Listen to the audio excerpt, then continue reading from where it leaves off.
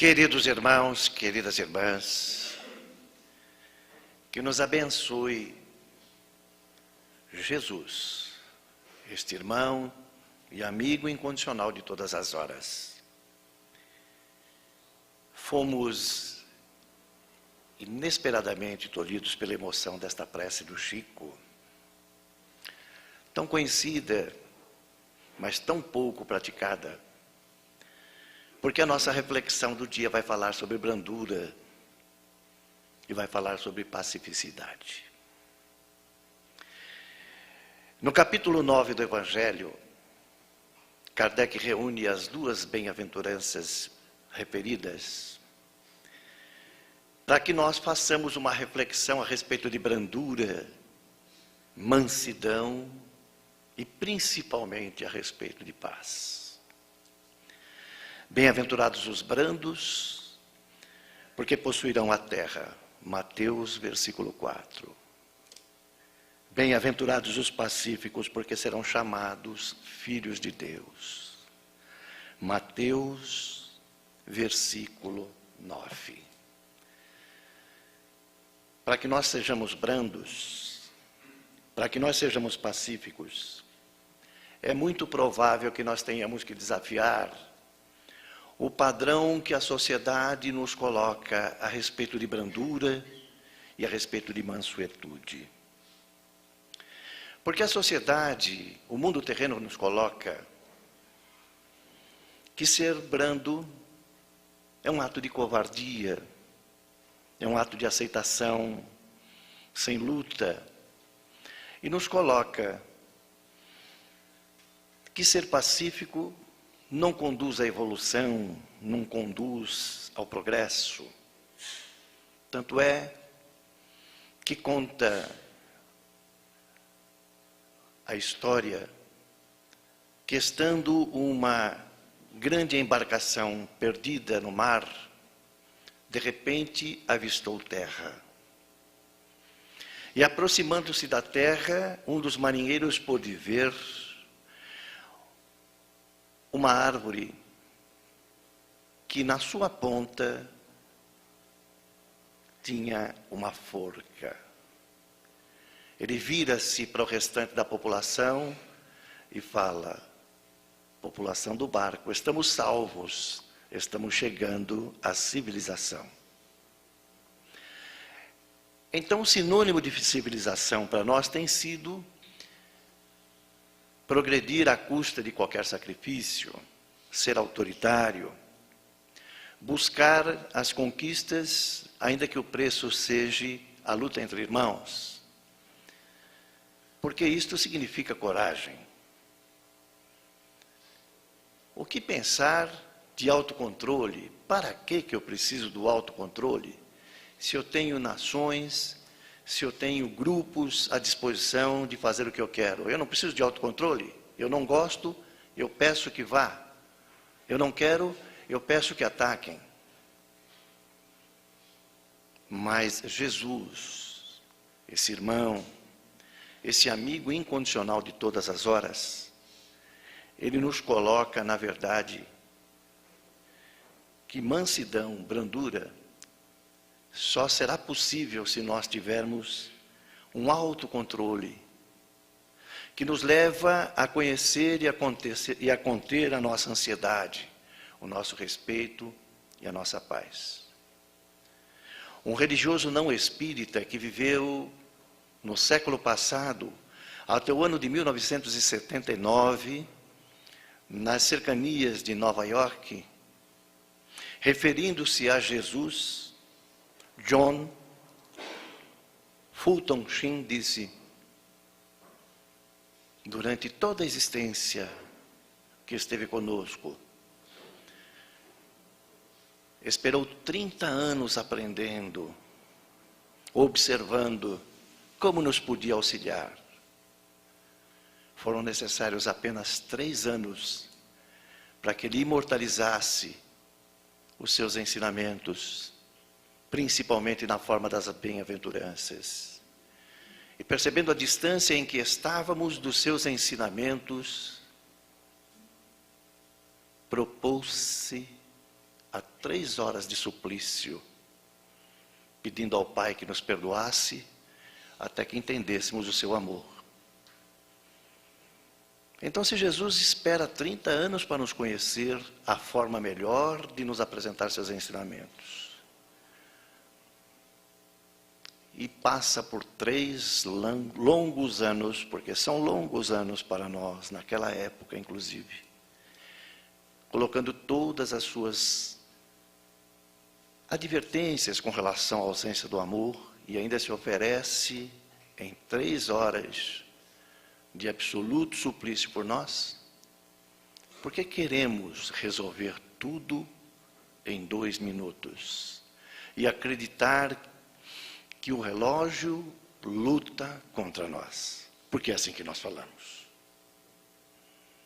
Você pode vir à minha residência hoje à tarde eu não posso.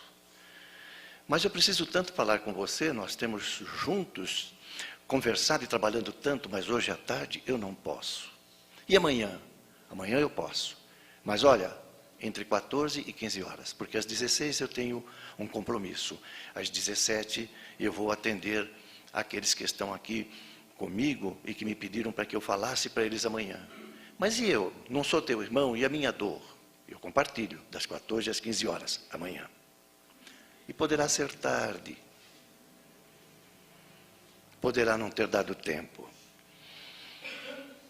Então, quando nós pensarmos neste capítulo e pensarmos em brandura, é necessário que primeiro precisemos refletir sobre esse autocontrole que nós estamos referindo-nos. Se esse autocontrole nos leva a conversar com a nossa ansiedade, é dizer para ela que nem tudo ocorre no tempo que ela quer, mas que sim, muita coisa ocorre no tempo necessário para que nós aprendamos. A ansiedade trabalhada, conversada, vai nos levar a 3 grandes conquistas. A primeira, a nunca falar antes da hora. A segunda, a sempre ouvir uma frase inteira. E a terceira, a nunca dizer nada que possa magoar ou encolorizar o nosso próximo. Nós citamos 3.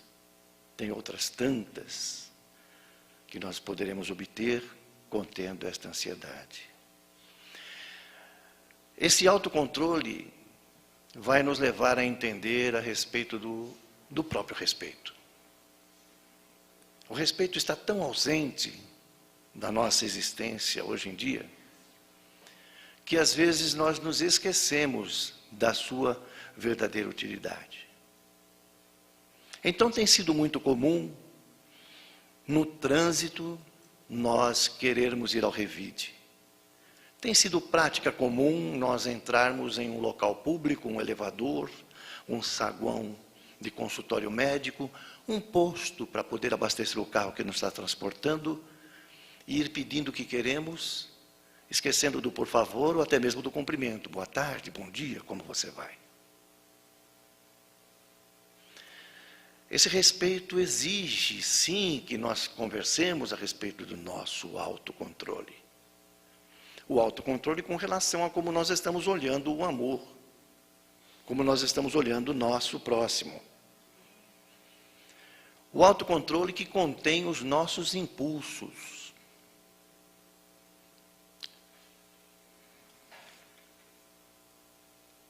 Os nossos impulsos, grande parte das vezes, faz que nós exalemos em palavras, em gestos, a nossa crueldade, a nossa maldade.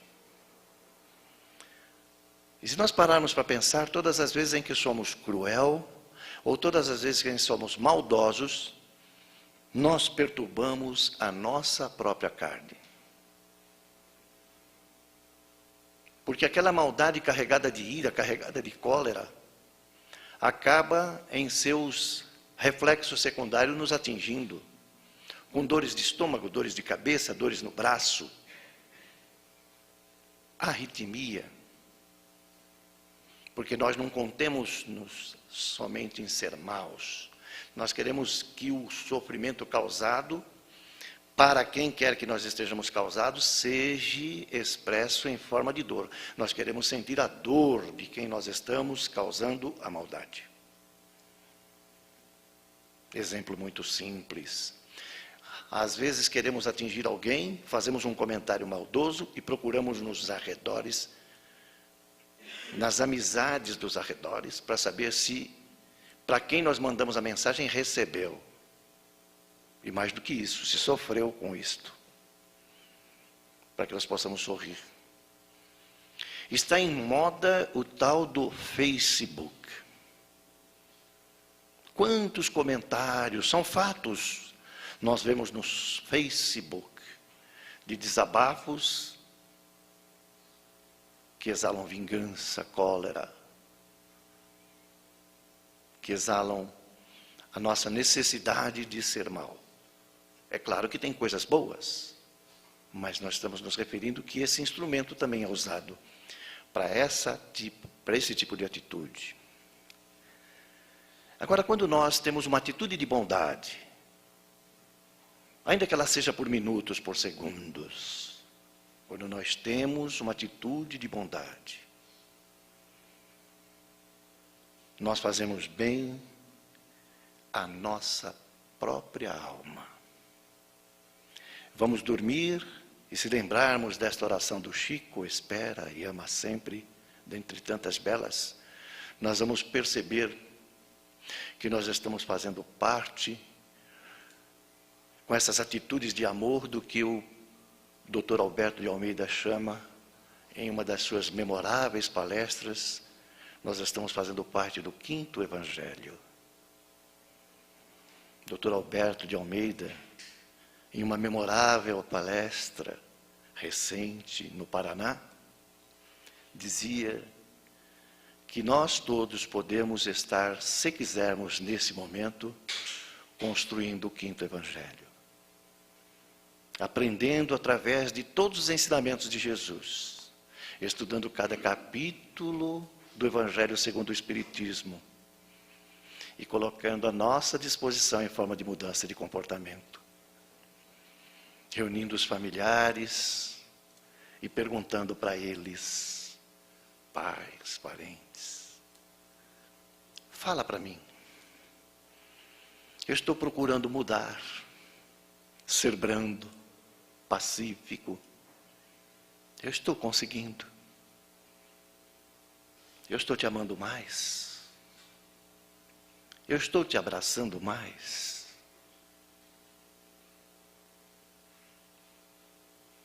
E se de repente nós houvermos um sinal concordativo, nós estamos sim praticando o 5º Evangelho, sendo a própria essência do 5º Evangelho.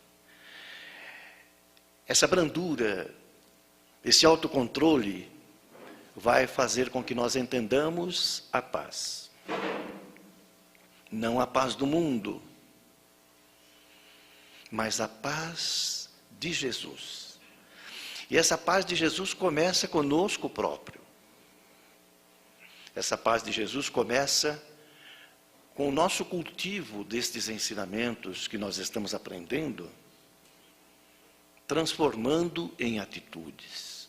Podem ser lentas, podem ser vagarosas, podem ser trabalhadas de acordo com o ritmo que nós vamos nos impondo. E esse ritmo, às vezes, ainda contém algumas das famosas desculpas que nos afastam da mansuetude. Exemplos. Eu bem que tentei. É que viver lá em casa você não sabe como é difícil. Então durante 2 meses eu me contive, mas hoje foi mais forte do que eu. Nós não usamos essa frase, nós aqui não. Mas os nossos irmãos que não estão aqui usam muito. Foi mais forte do que eu. Para justificar uma agressão física. Para justificar um preconceito. Para justificar uma atitude violenta. Olha, Eu não tenho faltado às reuniões evangélicas, no Fraternidade Irmã Maria. Eu até acordo mais cedo no sábado do que eu gostaria de acreditar para ir lá. Vou às terças e às quartas. Mas eu não sei porque, de repente, eu estou fora de mim. E quando eu vejo, a besteira foi feita. Então, todas as vezes em que nós, diante dessas atitudes, nos vemos com esta consequência, é porque nós estamos ausentando-nos da paz interna, da paz corajosa. Porque ser corajoso não significa agredir. Ser corajoso não significa ser autoritário. Lembremos da passagem de Jesus no Sinédrio, quando ele calado permanecia no interrogatório a respeito dos milagres que fizeram ou que pudera fazer. O guarda chega num ato autoritário e o esbofeteia. Esbofeteado na face, ele fala com coragem: se tenho cometido erros, por favor, auxilie-me, diga quais. Mas se só falo a verdade, por que me agrides? Esta coragem da defesa sem violência, da defesa argumentada na fé, argumentada no comportamento, argumentada no amor. Essa defesa que vai fazer com que nós, tendo o autocontrole, começamos a perceber que através deste tempo que destinamos a este autocontrole, que nós vamos perceber o quanto somos frágeis. Que nós vamos perceber que ser bom transforma a alma. E que ser bom não pode ter limites. Porque às vezes nós queremos ser bons com uma restrição. Eu vou ser bom até o momento que o sangue não me sobe a cabeça. Porque o sangue me sobe a cabeça quando eu vejo um assassinato de forma violenta, quando eu vejo uma família trucidada por um grupo. Mas não me sobe a cabeça quando eu vejo uma maldade pequena. Não pode ter limites se nós queremos buscar esta paz, porque nós precisamos, para ser paz, aqueles que levam a paz, serem humildes. E para reconhecer a humildade, nós precisamos reconhecer a nossa fragilidade. Nós não estamos falando de fragilidade baseado em algum espírito missionário que esteve entre nós e que falou de fragilidade. Nós estamos falando de fragilidade como nos demonstrou Chico Xavier, como nos tem demonstrado Divaldo Pereira Franco. Nós estamos falando de fragilidade como nos demonstrou Jesus. No livro Boa Nova, numa psicografia de Francisco Cândido Xavier, pelo Espírito Humberto de Campos, no capítulo Negação de Pedro, quando Jesus, após, num ato de humildade, para lhes passar mais um ensinamento, passa lavando o pé de cada um dos 12. O último é Pedro. E quando ele se aproxima para lavar os pés de Pedro, Pedro diz: os meus pés não. Os meus pés não. Eu não sou como os demais. Eu lavo os seus pés. Os meus pés, o Senhor não lava. E Jesus fala: Pedro, jamais se coloque em um nível acima dos teus irmãos. Fique no mesmo nível. Espera, ama sempre, numa adaptação que fazemos. O homem da terra é muito mais frágil do que perverso. Tu mesmo antes que o galo cante, me negará 3 vezes. Então a fragilidade é uma fraqueza que todos nós temos, é que estamos trabalhando nesse mundo de expiação de provas. Ela pode ser mais intensa naquele que está ainda envolvido em assassinatos, em guerras, comandadas por ele. E ela é tão forte lá que a perversidade, que é amiga do medo, se manifesta. Mas somos todos filhos de Deus. Para buscar a paz, nós não podemos fazer as escolhas de só estar em paz, então, quando o sangue não sobe a cabeça. Nós precisamos cultuar, fazer essa cultura da paz a cada instante, para poder externar a nossa brandura, a nossa pacificidade. O Dr. Alberto de Almeida, em uma ocasião, ele é um médico, espírita, e tem um grande trabalho em Belém do Pará. Em uma ocasião, ele nos presenteou com um fato que ocorreu com o grupo espírita que ele trabalha às sextas-feiras, lá em Belém do Pará, na Praça da República. E ele nos conta que toda sexta-feira um grupo espírita vai até um local chamado Praça da República, lá em Belém do Pará, para poder oferecer para as crianças abandonadas na rua, de 7 a 11 anos, e que, no entardecer, ficam nesta praça, oferecer a oração, um alimento, um brinquedo, horas de paz. Ao final, eles são levados pelas crianças que querem retribuir, oferecendo-lhe a segurança de caminhar junto com eles até o ponto de ônibus que os levará para casa. Ele nos conta que todas as crianças são destaques, porque estão sendo atendidas por eles. Mas havia um de cor negra, de nome Valdir, que estava sempre sorrindo.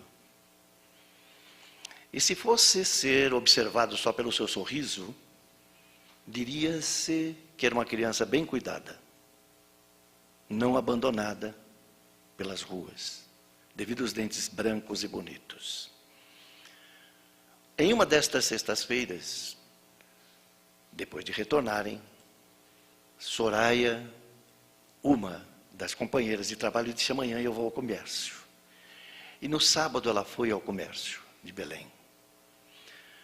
E de repente, ela está caminhando no comércio. E alguém passa numa desabalada carreira, rouba-lhe o relógio e se distancia. Era uma criança. Ela levanta os olhos e reconhece. E ela grita: Valdir! E ele para.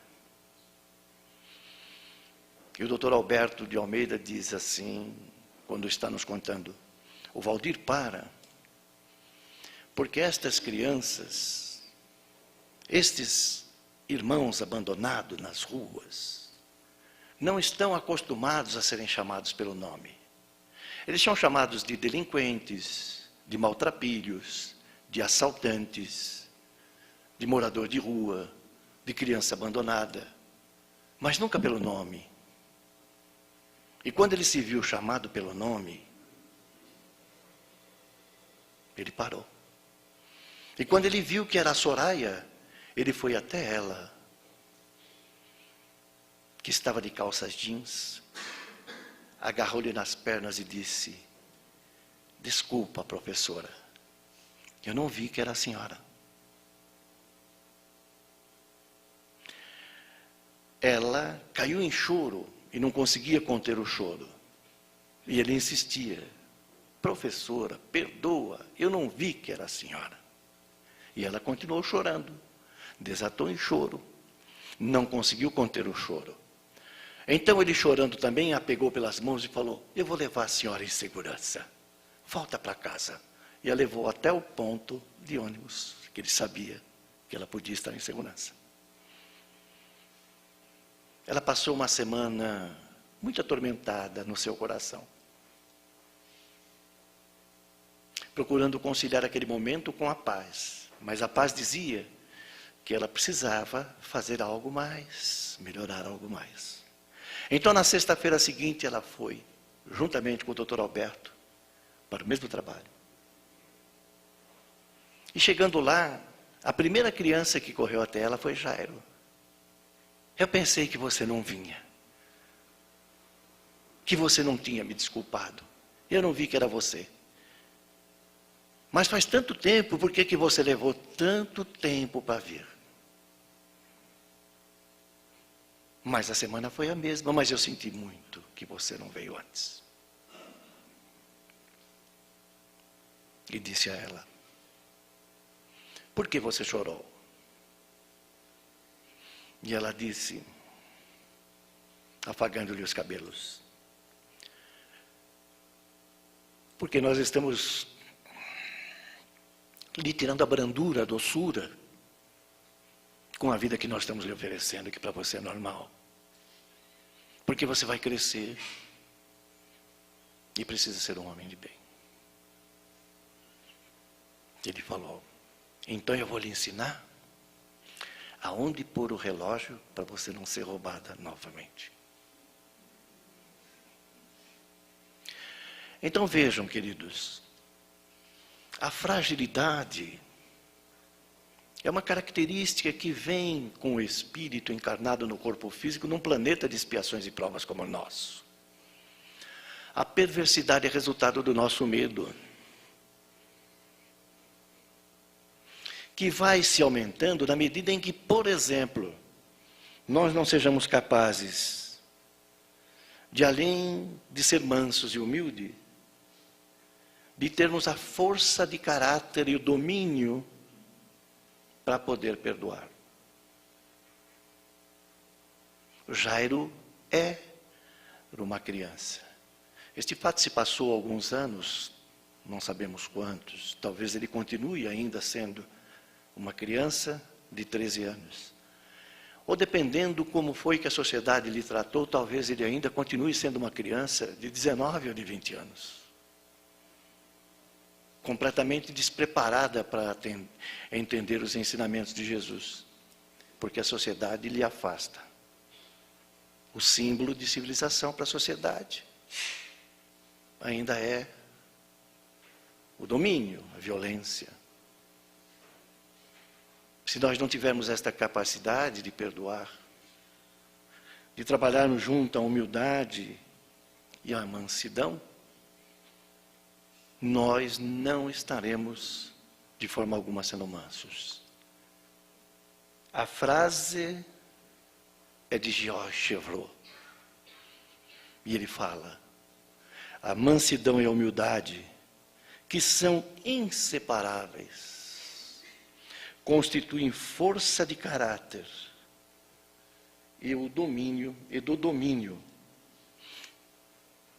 que nos fará progredir, afastando-nos do mal. Então, se quisermos progredir dentro desses ensinamentos de Jesus, precisamos ter essa conversa conosco mesmos. Precisamos entender que, na verdade, nós precisamos, a cada instante, saber que somos capazes, sim, de transformar as nossas más tendências. No capítulo 9 do Evangelho, que trata destas bem-aventuranças, no item 10, o Espírito Hahnemann diz claramente no primeiro parágrafo: é uma ideia muito falsa acreditar que nós não podemos alterar a nossa natureza. O homem se julga dispensado de fazer esforço para corrigir os defeitos dos quais se satisfaz com bom grado e que lhe exigiriam muita perseverança para serem eliminados. É só parte do texto. Esta é a grande verdade. Vai exigir muito trabalho. Vai exigir muita perseverança nós cultuarmos a paz. Vai exigir uma vigília, uma oração, não só toda noite, né, querida irmã? A cada momento. A oração não só toda noite, mas a cada momento. Porque Jesus está constantemente do nosso lado, inseparavelmente. Mas com certeza vai valer a pena. Essa dedicação à paz traz consequências realmente fantásticas.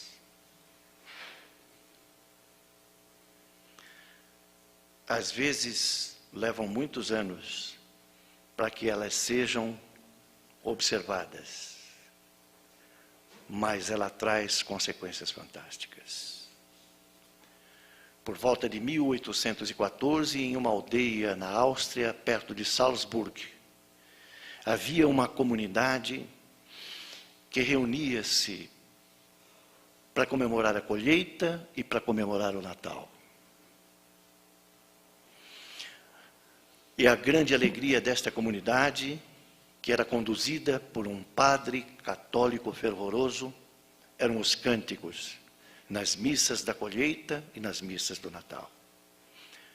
No Natal daquele ano de 1815, o pároco, ao testar o órgão que conduziria as vozes daquele cântico, percebeu que o órgão estava com ar. Significava que ele não soltava a melodia. E ele pensou o que fazer. Se a grande vitória deste grupo é o cântico. Então ele sai na parte da tarde e vai até a um povoado vizinho ao seu, mais próximo ainda de Salzburgo. E encontra lá um amigo que era um maestro da época. Conta-lhe o problema e pede-lhe que possa musicar uns versos que ele escrevera. E o amigo, entendendo, musica os versos e fala: para cantar é desta forma, mas eu vou lá para acompanhar no violão, que vai ser deste jeito. E naquela noite, na ausência do órgão, aquele grupo se reuniu e conseguiu muita felicidade ao cantar juntos, conduzidos pelo maestro improvisado e pelo regente improvisado, o padre e seu amigo. Foi a primeira vez que o mundo tomou conhecimento da canção Noite Feliz. Mas a consequência. Na Primeira Guerra Mundial, quando esta canção já era conhecida, depois de 100 anos, pelo mundo com diversas versões, perto do Natal, soldados alemães, franceses e americanos estavam em trincheiras. No momento em que os tiros pararam, um alemão começou a entoar em voz alta e depois seus amigos acompanharam a canção Noite Feliz. Em muito pouco tempo, os ingleses na sua língua, os franceses na sua língua, cantavam Noite Feliz. E a guerra conhecida como entre as duas a mais violenta da humanidade, teve 2 dias de paz, como consequência de um ato de paz realizado 100 anos antes. A história é verdadeira e encontra-se nos anais da internet Quem quiser buscar, pode buscar. A paz que começa conosco, se representada pelos nossos olhares, pelos nossos apertos de mão, pelos nossos abraços, pela nossa fala, ela ecoará por minutos, segundos, por horas e por dias, em todas as regiões que estiverem próximas de nós. E se nós formos a soma, cada vez mais crescente, dessa demonstração de mansuedade e brandura de amor, nós estaremos fazendo parte do que Humberto de Campos chama, no livro Boa Nova, os 500 da Galileia. Nós estaremos fazendo parte daqueles grupos que, entendendo o ensinamento de Jesus, percebendo a sua presença incondicional ao nosso lado, estaremos comportando-nos como agentes da mansuetude, como agentes da brandura. Comecemos em nossos lares. Por favor, meu filho, aguarde um instante que eu já lhe atendo. Pois não, meu amor? Só um momento, eu chego lá. Oi, querido, como foi seu dia? Está aqui uma sopa quente para você. Ah, mamãe, eu não quero tudo, não tem importância. Come um pouquinho agora, come um pouco depois. Olá, como foi sua semana? Ah, eu vim me recompor aqui, este sábado de manhã, fazendo a reflexão em torno do amor de Jesus. Então que as águas do mar levem tuas amarguras, levem tua dor, e que você encontre aqui a paz do nosso Senhor. Que nós possamos cada vez mais oferecer a paz. Eu não concordo com estas atitudes. Se você quiser, eu posso te passar um outro caminho, mas eu não vou jamais te condenar. Eu não te julgo, eu só não concordo. Quando você quiser, fazemos de outro jeito. Se não for possível, vamos fazendo no seu ritmo. Eu só te peço que me respeite da forma como eu vou te respeitar. E nas nossas orações, nós possamos dizer assim para o Pai querido, para Deus: ó Pai, eu te entrego o meu coração. Cuida, Pai, cuida dos meus pensamentos. Ajuda-me a livrar-me a cada dia dos meus tormentos. Que esse Pai querido nos abrace e nos seus múltiplos colos ofereça-nos um deles, para que possamos sentir o seu amor. Que assim seja.